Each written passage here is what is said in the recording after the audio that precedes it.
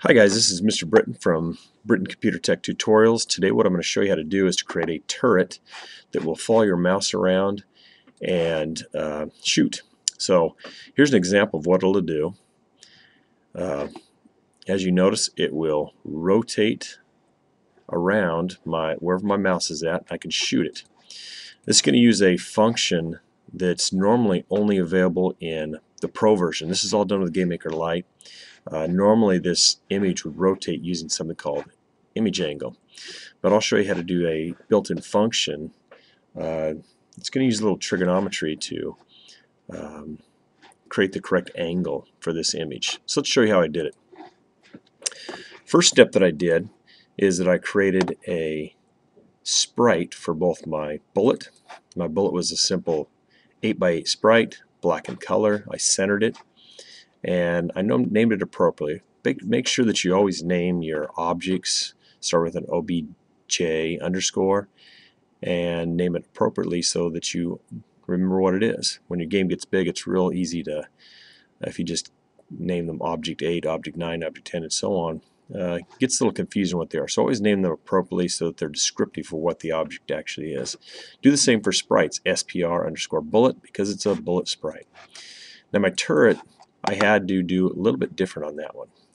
I drew my original sprite, and then I animated the sprite so that it would rotate in 36 total frames. You can animate any sprite by going to this animation tab, go down to rotation sequence, and in this effect you need to rotate it counterclockwise, and you do it, in my case, in 36 frames. The reason I chose 36 frames is so that it would rotate at 10-degree increments in the image preview. If you want it to be completely precise, you could even go on 1-degree increments and have a 360 frame image, but I think 10 is good. It's fairly smooth right there. So that's what it'll end up looking like.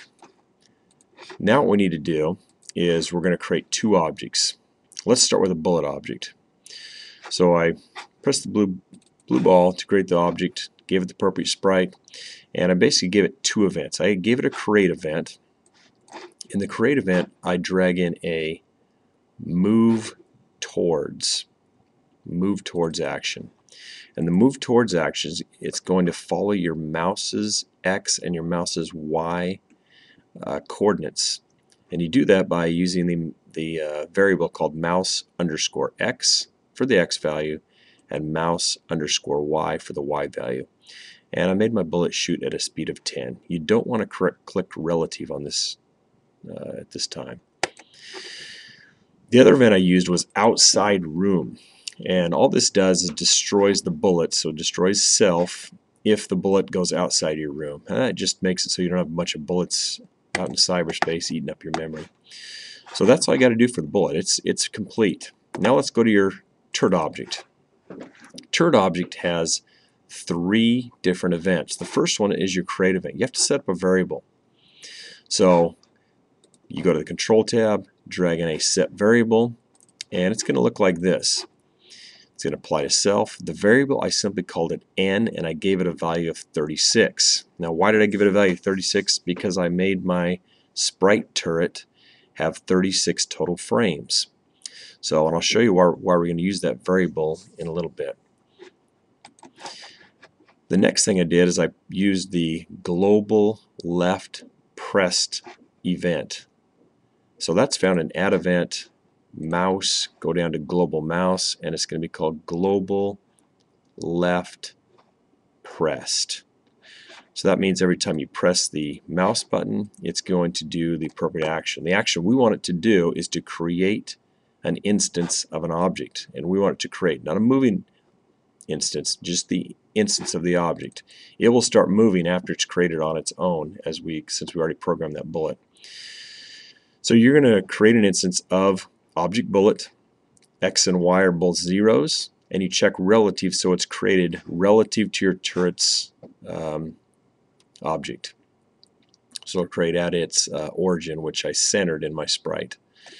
Press OK. The third thing is where the magic happens. That's in your draw event. So it only has one action. you simply draw the sprite, and here's what you end up doing. You're going to draw the turret sprite. The X and Y are going to be 0. Relative is checked, and you can't really see all these, so I'm going to show you what this formula does in a notepad. It's called point direction. That's the function that uses trigonometry to calculate the direction in degrees between 2 points. So it's going to calculate the direction between your object's X and Y position and the mouse's X and Y position. And it returns that in degrees. So you have to divide it by 360 and then you times it by n.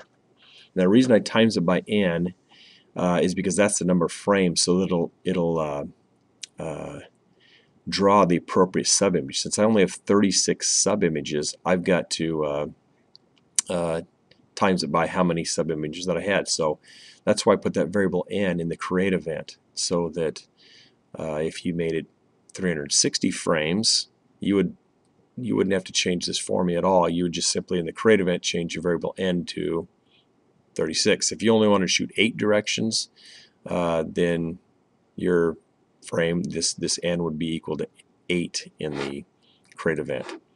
So point underscore direction, you have to use the rounded bracket x, comma y, comma mouse underscore x, comma mouse underscore y, rounded parentheses, use the division symbol, it's the slash 360 multiplied by n, and put in your stop there with the semicolon. Now, once you do that, you will get the added effect. It's a great little thing that you can do. You can do this for arrows, so that your arrow shoots in the correct direction. You could also make this active. It's a pretty neat tool to use. So be sure to check out my other tutorials at my Google site at Britain Tech Tutorials, and to find out lots more things you can do with GameMaker. Thank you.